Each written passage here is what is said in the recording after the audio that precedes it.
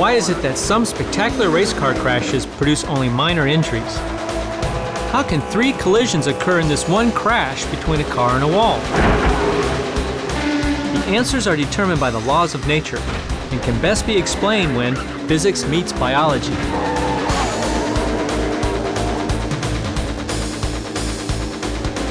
Through injury biomechanics, the study of the effects of forces on the human body, we've learned much about what happens in high-speed race car crashes, and doctors and engineers have used this information to build safer race cars and tracks.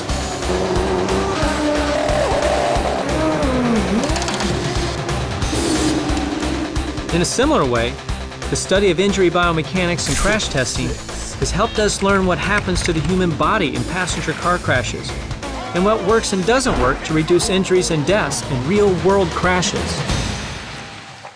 Hi, I'm Griff Jones. I'm a science teacher, and I'm here at the Insurance Institute for Highway Safety's Vehicle Research Center to explore the basic science behind injuries and vehicle crashes. So let's go behind the scenes and take a closer look at what happens to the human body in a crash. What is the first scientific discipline that comes to mind when you think of car crashes? It's probably physics, right? Because Newton's laws of motion govern what happens to a vehicle in a crash. But if we want to understand how crashes cause injuries to people, we need to look at what occurs when physical forces are applied to organs, tissues, and cells. This happens when physics meets biology in a field called injury biomechanics. The Institute's Vehicle Research Center is a world-class facility for vehicle research and testing. A reporter described the crash hall with its 3 runways as a cross between a Hollywood soundstage and a NASA clean room. Vehicles are propelled down the runways at precise speeds, using a system of nitrogen-powered hydraulic motors and cables. The lighting array provides up to 750,000 watts of non-glare illumination for the 500 frames per second high-speed cameras. The research tests they're conducting here today focuses on how injuries occur in real-world crashes.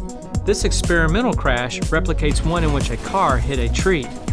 In an attempt to understand injury patterns found in the occupants of the actual crash, researchers have disconnected the airbags. Looking at the driver's chest, we can see the chest deflection reached about 50 millimeters of compression. The chest accelerations 70 to 80 G resultant acceleration range. High likelihood of skull fracture. Very bad. Yeah, very bad. Figuring out what just happened in this test crash is the job of the research engineers here. Using sophisticated tools like instrumented crash test dummies, instrumentation in the car, and slow-motion film, they can analyze every detail and construct a precise picture of exactly what the vehicle and the occupants went through. When research engineers use terms like the chest deflection reached about 50 millimeters, how does that relate to what a human occupant would experience? If chest acceleration is 70 to 80 Gs, which means that a force equivalent to 70 to 80 times the weight of the dummy's chest is pressing on it, is that survivable? How do these guys know the answers? The search for the limits of human tolerance to forces began decades ago. Today's race car and passenger car drivers benefit from biomechanics studies that were conducted during the 1940s, 50s, and 60s in the field of aviation, investigating how to protect pilots and astronauts from the strenuous forces of ejections in high-speed travel. Colonel John Stapp, a medical doctor and biophysicist in the United States Air Force, used himself as the test subject in his investigations of human tolerance to high G environments. From the outside, watch the breakneck stop. In one of his many tests, Dr. Stapp reached a speed of 632 miles per hour before one of the most powerful braking systems of all time stopped him in 1.4 seconds, subjecting him to more than 40 times the pull of gravity, or 40 Gs. His research helped establish the limits of human tolerance to high G environments and saved many lives through development and improvement of protective systems for ejection seats. Realizing the Air Force lost nearly as many men to car crashes as they did to plane crashes, Dr. Stapp began a car crash program using the rocket sled for seatbelt experiments. Human volunteers working with his biophysics research team endured as many as 28 Gs during safety belt tests. This early research laid the foundation for the complex crash analysis that is conducted here today. These dummies are a perfect example of combining science, technology, engineering, and mathematics to produce new tools that extend scientific understanding. They are the modern-day version of Dr. Stapp's volunteers. There's not just one dummy for VRC testing, nor even one type. There's a whole family of dummies for crash testing. This is our crash test dummy family, ranging from a 6-month-old all the way up to a 95th percentile male. 95th percentile of what? That means that it is larger than 95% of the male population in the US. Wow, so this is a big guy. Yes, if he could stand, he would be about 6'2", about 223 pounds, pretty big. The female, if she could stand, about 5 foot tall, 107 pounds. How about the smaller dummies? They are called crabbies. Crabbies? Are they moody? They're not moody, but it stands for child restraint airbag interaction. And so when we're doing the frontal crash test, it's 50th percentile? Yes. Okay. Side impact is the small female. Side impact dummy is a very complicated dummy. It has the most instrumentation. They have sensors from the head to the toe. The accelerometers give us the acceleration of the mass. The load cell measures force. And then we have the potentiometers that measure the displacement. The ribs actually move. So dummies are very sophisticated. They provide data from many different body regions. But how do we connect this to people? What is the link between all these crash test data and the injuries that people experience in real-world crashes?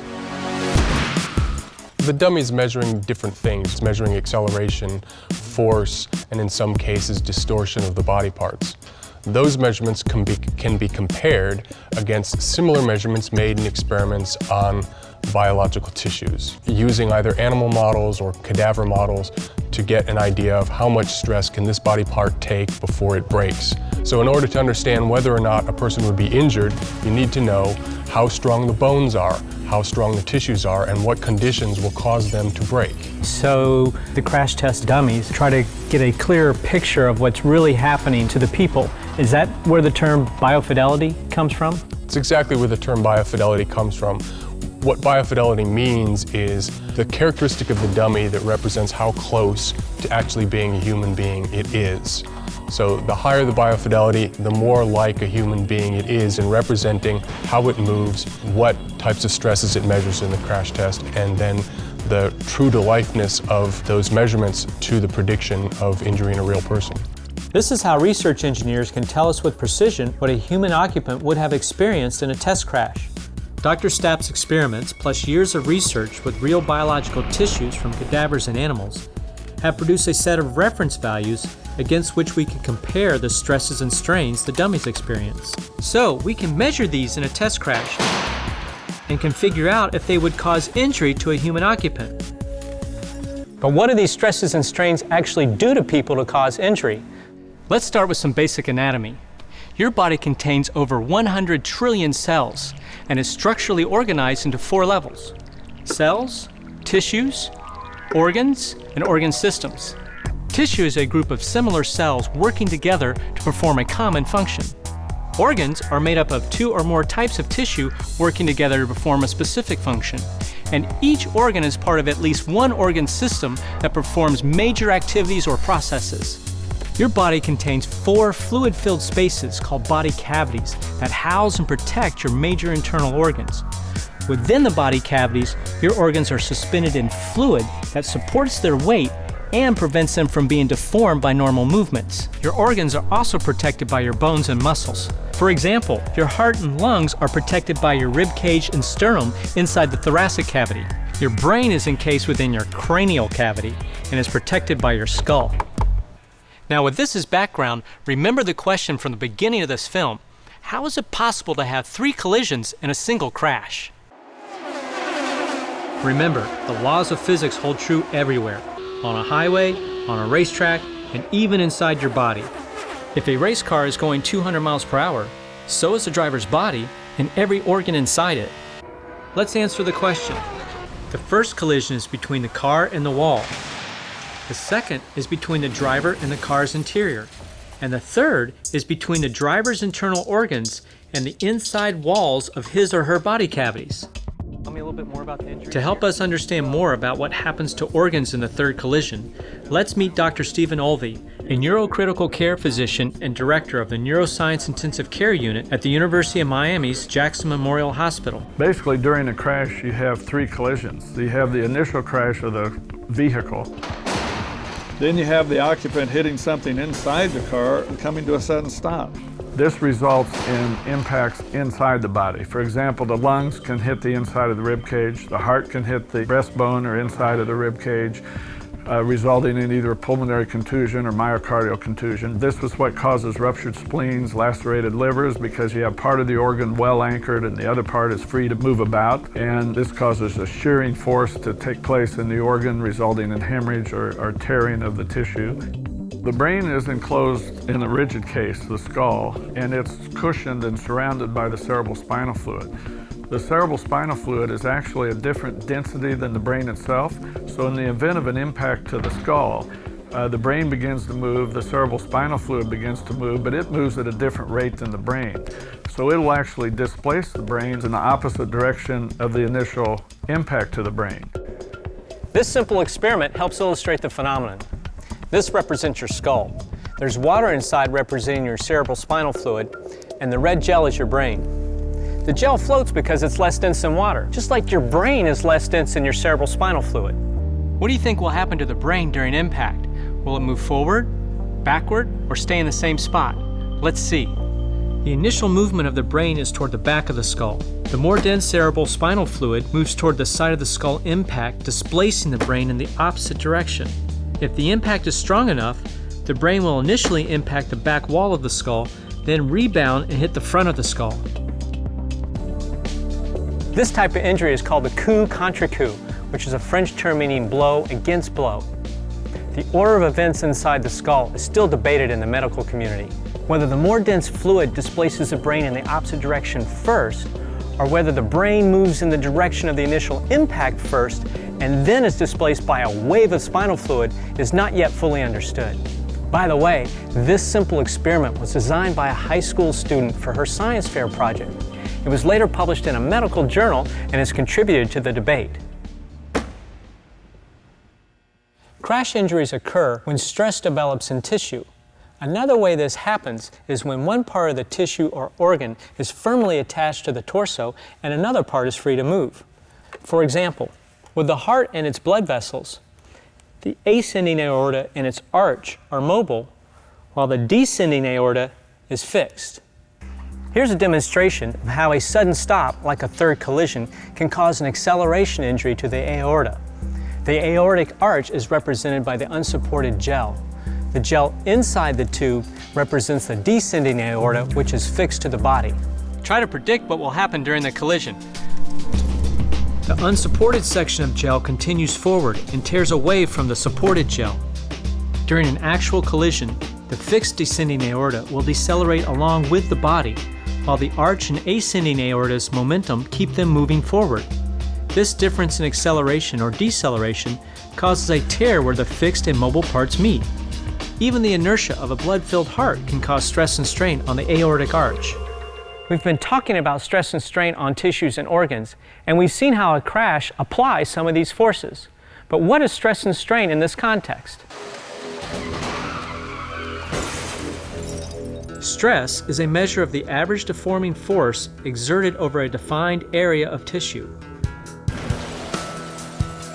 Stress produces strain, which is a measure of how much the tissue deforms as a result of the stress. This special gel has elastic properties similar to certain human tissue, but not all human tissue is of equal strength. Forces and pressures on the outside of your body cause stress within your tissue. Three basic types of stress are tensile stress from stretching, shearing stress from opposing forces, and compressive stress from uniform compression. Engineers judge the safety of a bridge by comparing the stress on the bridge to the strength of the building materials. Every material, whether it's concrete or different types of human tissue, has a critical stress limit. Stay below the limit and there is no damage or failure. Go beyond the stress limit and there is failure. Trauma to human tissue is like failure to a structure. Here's a block of our special gel. A common type of crash trauma is blunt force. It's a non-penetrating type of injury from a body hitting a rounded or dull object, or vice versa. The impact produces a shock wave that moves through the body, similar to a sound wave moving through air. I'm hitting this gel with a mallet, which will produce a shock wave that is visible in slow motion. These waves change speed and/or direction as they move through tissues of differing densities, producing complex wave interactions that cause stress and strain in tissues and organs. Bigger and more concentrated impact forces produce bigger and potentially more damaging shock waves, thus more, potentially more damaging, stress and strain. If the type and size of the stress exceeds the strength of the tissue, then an injury occurs. But what exactly is it that shock waves do to injure tissue? As shock waves move through tissue, they disrupt function at the cellular level.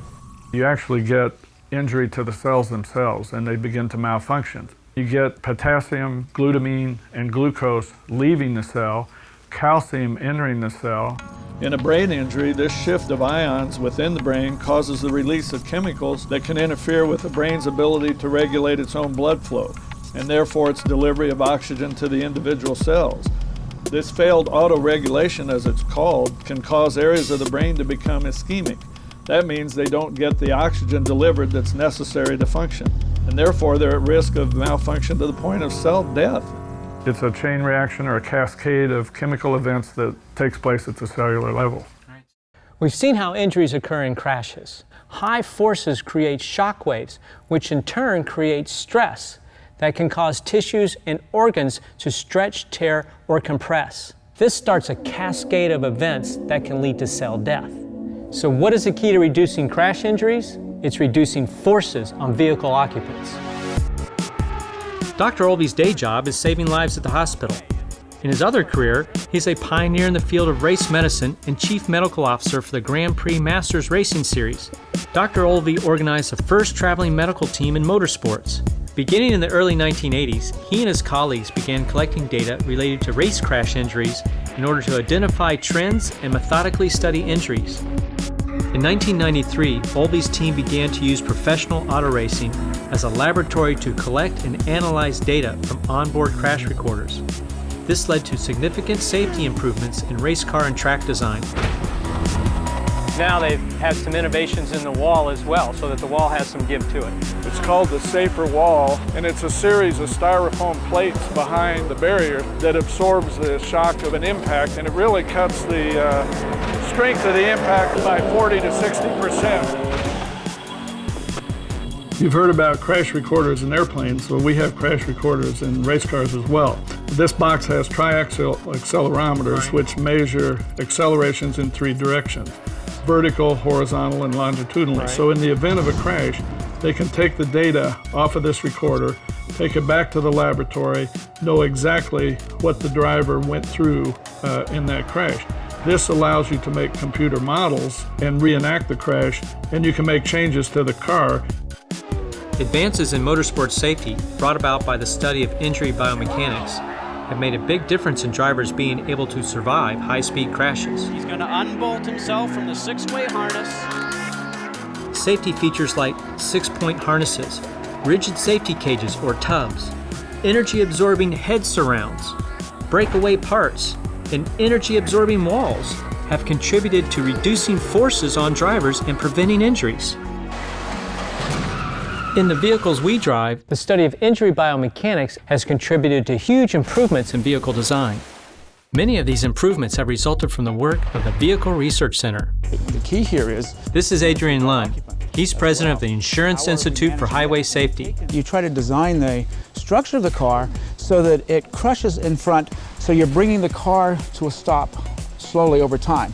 If you bring the car to a stop slowly, that gives you time to protect the occupants inside. So that's a little extra time for you to manage the occupant's kinetic energy. We have a good safety cage here. That means that there's plenty of room for the belt and the airbag to give them more ride down space. So even after the front of the vehicle has come to a stop, the safety belt can stretch a little further, the airbag will deflate, and they can ride that down. We're finding ways through our research to lengthen that amount of time over which these changes occur.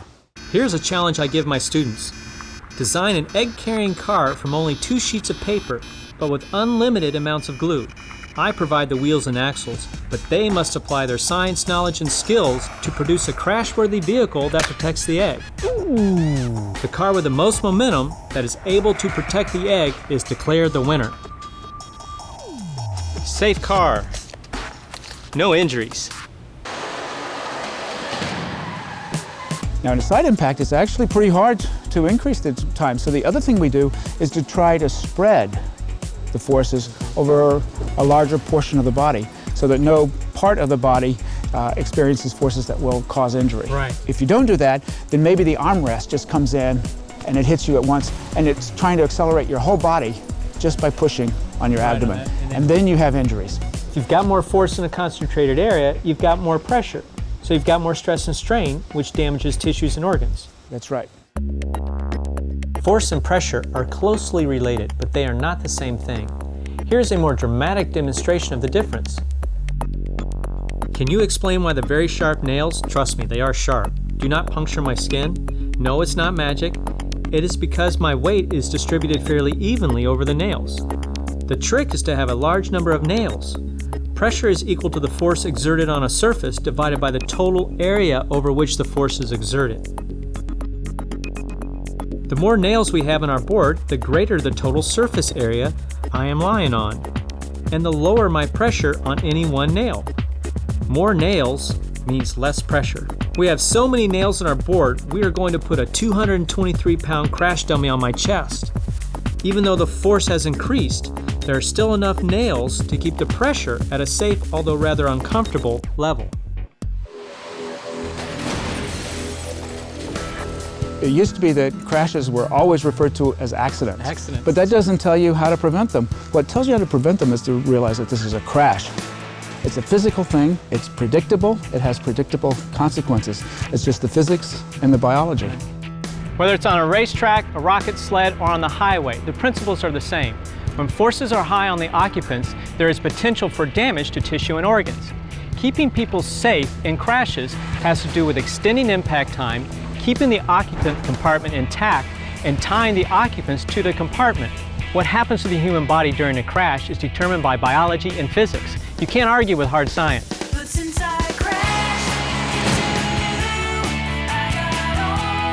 But what does stress and strain mean? God! Three basic types of stress are tensile stress from stretching. Whoa! Upside down! This happens when biology meets physics. Oops. And when physics meets biology.